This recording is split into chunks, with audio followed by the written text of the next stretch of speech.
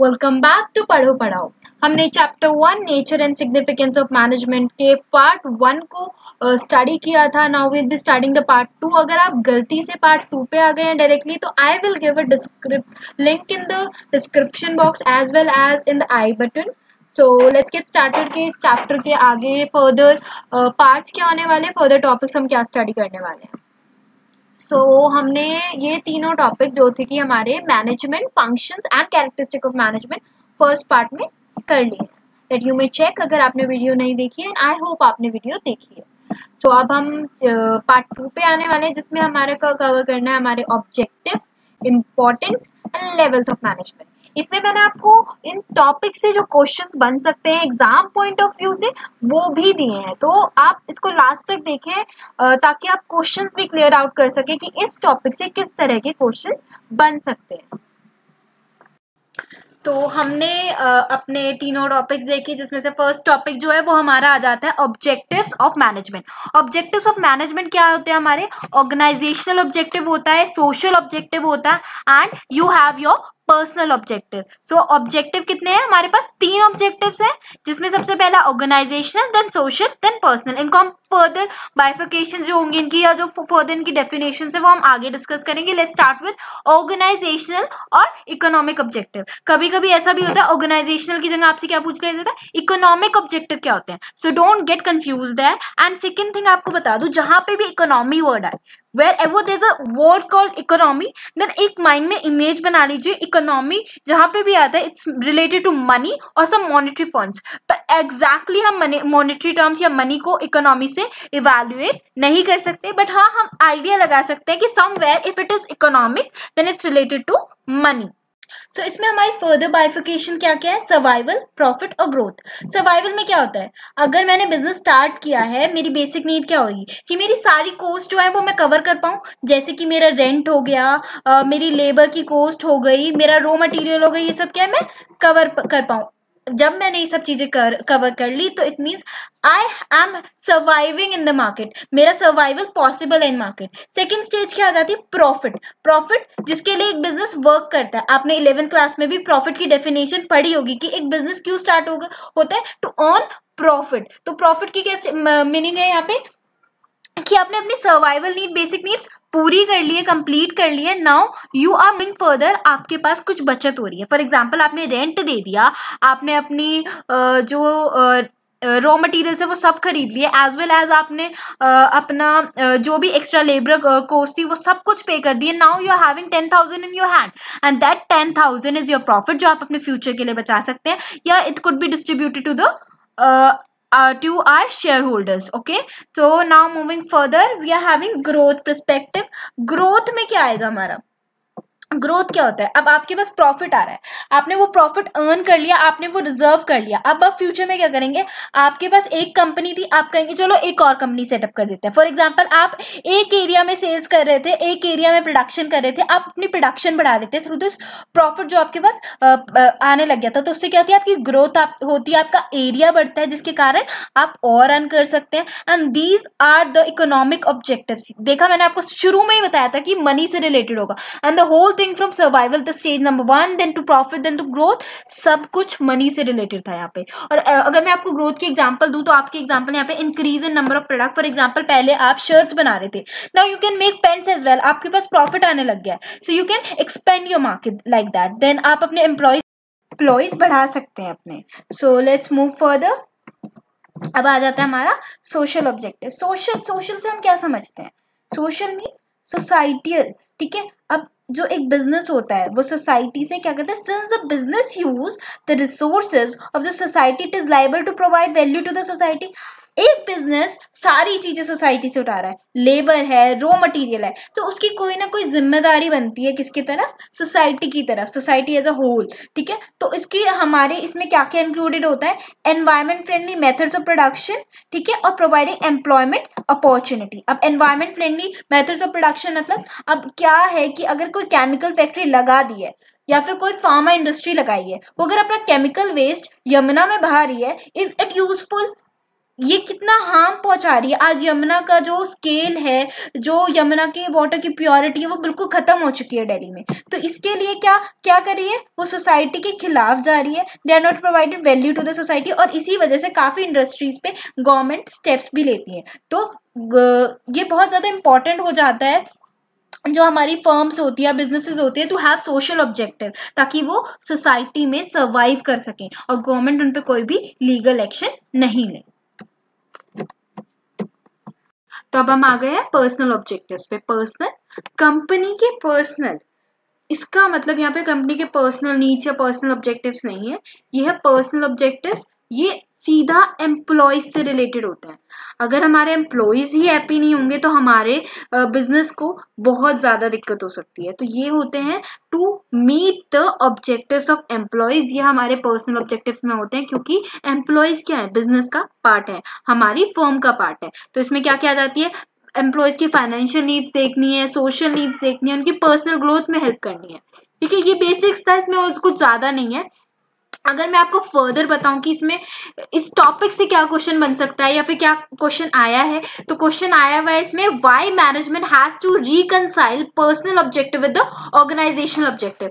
Personal objectives और organisational objective को management को साथ साथ लेके क्यों चलना होता है? तो सिंपल रीजन इज, सबसे पहला हार्मनी के लिए, हार्मनी यानी कि शांति के लिए।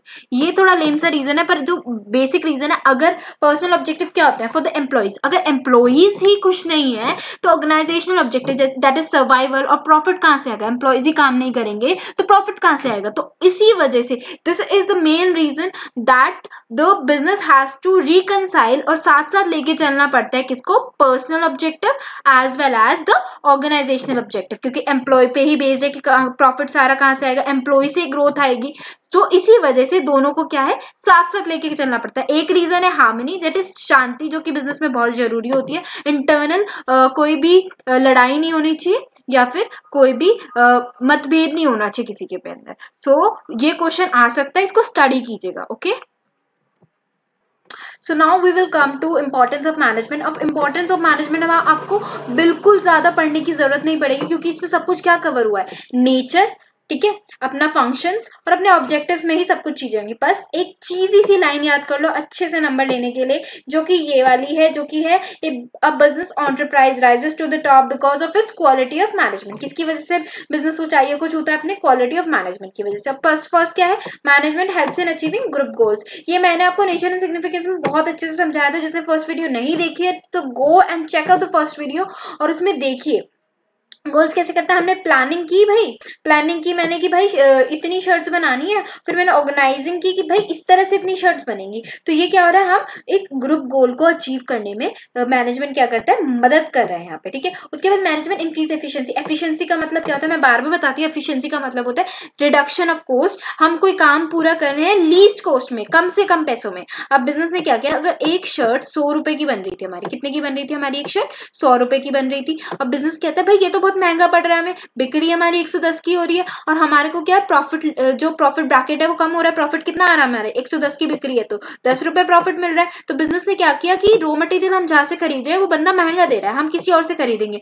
उसकी वजह से अब क्या हुआ, अब बिजनेस को कॉस्ट कितनी बढ़ रही है, 80 रुपए बढ़ रही है। कॉस्ट कितनी बढ़ गई, 80 रुपए, और बिक्री कितने में हो रही है, वही 110 रुपए में हो रही है। कितने में हो रही है, वही 110 रुपए में हो रही है। तो अब बिजनेस के पास कॉस्ट कितनी आ गई, 80 रुपए, और वो सेल्स की वैल्यू क्या थी, वही 110 रुपए। तो अब प्रॉफिट कितना हो गया, 30 रुपीज। तो इसके थ्रू मतलब मैनेजमेंट ने एक अच्छा डिसीजन लिया, जिसकी वजह से हमारी क्या बढ़ी, एफिशिएंसी बढ़ी। एफिशिएंसी बढ़ी तो हमारा प्रॉफिट ब्रैकेट बढ़ा। तो आगे बढ़ते हैं, आगे क्या दिया हुआ हमारे को, management helps in achieving personal objective. Personal objective की बात मैंने बार बार की, पर्सनल ऑब्जेक्टिव हमने पहले भी पढ़ा था। Personal objective is related to employee. Employee कैसे उसके हेल्प करते हैं, अगर बिजनेस हमें मोटिवेट करता है, लीडरशिप देता है, एंड उसके थ्रू क्या होता है, हम अपने आप को राइज अप करते हैं। अगर हमारे को मोटिवेशन मिलती है, हम अच्छा काम करते हैं, तो उससे क्या मिलती है, हमारी पर्क्स मिलती है, हमारे को अप्रेजल मिलता है, ठीक है, रिकॉग्निशन मिलती है, हमारा प्रमोशन होता है। तो ये हमारे पर्सनल ऑब्जेक्टिव इस तरह से पूरे होते हैं। अगर मैं बात करूं management help in development of society, ये सेम वही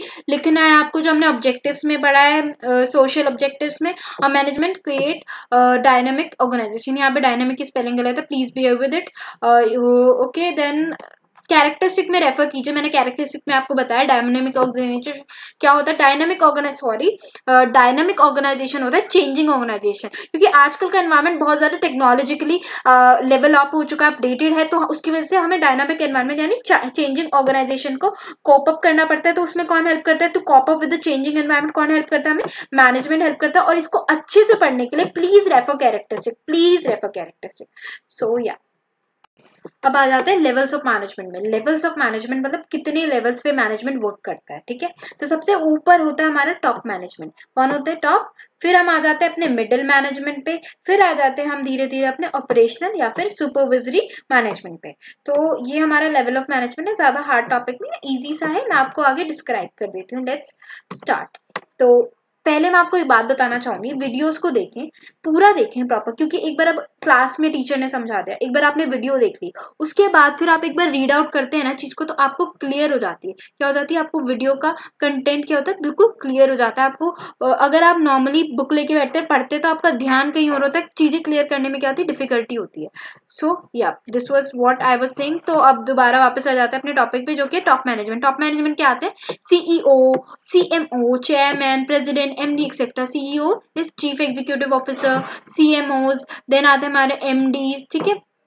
ये आ जाता है, इनका फंक्शन क्या होता है, स्ट्रैटेजाइज करना, मतलब कि क्या क्या हमारी पॉलिसीज होंगी वो बनाना। रिस्पॉन्सिबिलिटी किसकी होती है, टॉप मैनेजमेंट की होती है पक्का से। कोऑर्डिनेशन करना, अपनी पूरी बिजनेस चीजों को कोऑर्डिनेट करना कि भाई ये काम इस तरह होगा, ये काम इस तरह होगा। एनालाइजिंग बिजनेस एनवायरनमेंट, मैंने पहले भी कहा था कि डायनामिक होता है एनवायरनमेंट, तो उसको जो बिजनेस एनवायरनमेंट चेंज हो रहा है उसको एनालाइज करना पड़ेगा, तभी तो हम कॉप अप करेंगे कि भाई अब ये चेंज आने वाला है, इसके हिसाब से बिजनेस को चलो, अब ये चेंज आना है। तो ये सब फंक्शन होते हैं हमारे टॉप मैनेजमेंट के।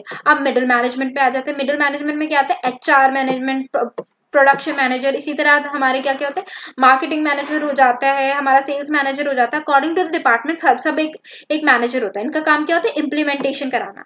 भाई उन्होंने जो टॉप मैनेजमेंट है वो उन्होंने पॉलिसी बना दी, अब इनको इम्प्लीमेंट कौन कराएगा, हमारा मिडिल मैनेजमेंट। और उसकी डिपार्टमेंटल रिस्पॉन्सिबिलिटी होती है कि HR मैनेजर की किसकी होगी, सिर्फ HR की होगी, ह्यूमन रिसोर्स की होगी। प्रोडक्शन मैनेजर की होगी, प्रोडक्शन की होगी। अब टॉप मैनेजमेंट सभी को देखता है, पर जो ये HR मैनेजर है और मिडिल मैनेजमेंट ये अपनी अपनी फील्ड को देखते हैं, फील्ड देखते हैं। तो आगे हमारा क्या है, मोटिवेटिंग एंड कोऑपरेटिंग। तो इनका क्या काम होता है, मोटिवेट करना एंड कोऑपरेट करना। फॉर एग्जांपल अगर अचानक से बहुत ज्यादा बड़ा टेंडर आ जाता है, लेबर्स आर लाइक शॉक्ड कि इतना बड़ा टेंडर कैसे कंप्लीट होगा ऑन टाइम, तो इनका काम है मोटिवेट करना कि हाँ हम कर लेंगे, एंड कोऑपरेट करना, अगर उनसे कभी कोई गलती हो जाती है तो कोऑपरेट करना कि okay we can like improve this mistake, और वी कैन चेंज और rectify this mistake by doing this thing. So इस तरह से मिडिल मैनेजमेंट क्या अपना वर्क करता है। अगर हम आगे बढ़े ऑपरेशनल या फिर सुपरविजरी डिपार्टमेंट में, तो हमारा ये डिपार्टमेंट क्या करता है, फोरमैन होते हैं और इसके अंदर और सुपरवाइजर्स होते हैं। तो इनका क्या काम होता है, ये डायरेक्टली किससे रिलेटेड होते हैं, हमारी वर्कफोर्स से। क्या होते हैं, डायरेक्टली वर्कफोर्स से रिलेटेड होते हैं, इंटरैक्ट विद एक्चुअल वर्कफोर्स से इंटरैक्ट करते हैं, बात करते हैं, मेंटेन डिसिप्लिन मेंटेन करते हैं, क्योंकि ये एक्चुअल फील्ड पे वर्क कर रहे होते हैं। इनका काम क्या होता है, डिसिप्लिन, की कौन कितना काम कर रहा है, कितना नहीं कर रहा है, ठीक है। ये इनका काम होता है, represent the grievances of workers. Workers सीधा भाई CEO के पास तो नहीं जाएंगे कि भाई मुझे ये दिक्कत है, तो इसके लिए क्या करते हैं, जो ये सुपरवाइजर्स और फोरमैन होते हैं, ये अपनी जो दिक्कत है ये हायरार्की के थ्रू चलता है। ये अपनी दिक्कत किसको बताएंगे, मिडिल मैनेजमेंट को। किसको बताएंगे, मिडिल मैनेजमेंट को। मिडिल मैनेजमेंट वो दिक्कत किसको बताएगा, टॉप मैनेजमेंट को। किसको बताएगा, टॉप मैनेजमेंट को, ठीक है। Sorry for the disturbance in the background. So let's move further. यहाँ पे दिक्कतों का मतलब, ग्रीवियंसेस का मतलब क्या है, दिक्कतें। और हायरार्की का जो मैंने आपको बताया कि हायरार्की के थ्रू चलता है, that is from operational to middle management and to top management. इसका मतलब होता है इन अ पर्टिकुलर मैनर, एक पर्टिकुलर मैनर में हॉरिजॉन्टली और वर्टिकली एक हायरार्की होती है पर्टिकुलरली, ठीक है। सो दिस वाज दिस, हमने अपने तीनों टॉपिक्स कवर कर लिए। नेक्स्ट वीडियो जो पार्ट 3 होगी चैप्टर 1 का, उसमें हम आगे के 3 टॉपिक्स कवर करेंगे। एंड लास्ट में आपको ये कहूंगी, कंसिस्टेंसी इज द की। पढ़ते रहिए लगातार, देन ओनली आप बोर्ड्स में अच्छे मार्क्स स्कोर कर सकते हैं। And do like and subscribe the channel. And मैं अपना आपको इंस्टाग्राम का लिंक भी डिस्क्रिप्शन बॉक्स में दे दूंगी, do check it. And Instagram में मैं अपने रोज बिजनेस रिलेटेड न्यू जार्गन्स जो हैं या फिर जो न्यू बिजनेस रिलेटेड वर्ड्स हैं उनको अपडेट करती रहती हूँ, जो कि आपको आगे हेल्प कर सकते हैं एंट्रेंस एग्जाम में, कॉम्पिटेटिव एग्जाम्स में, या फिर आगे बिजनेस रिलेटेड चीजों में भी बहुत हेल्प कर सकते हैं। एज वेल एज मैम आपको अपडेट भी करती हूँ कि कब वीडियो आने वाली है, and I try to make videos on Wednesday and every Saturday. So please subscribe my channel and always remember, पढ़ो पढ़ाओ बिलीव्स इन कंसिस्टेंसी।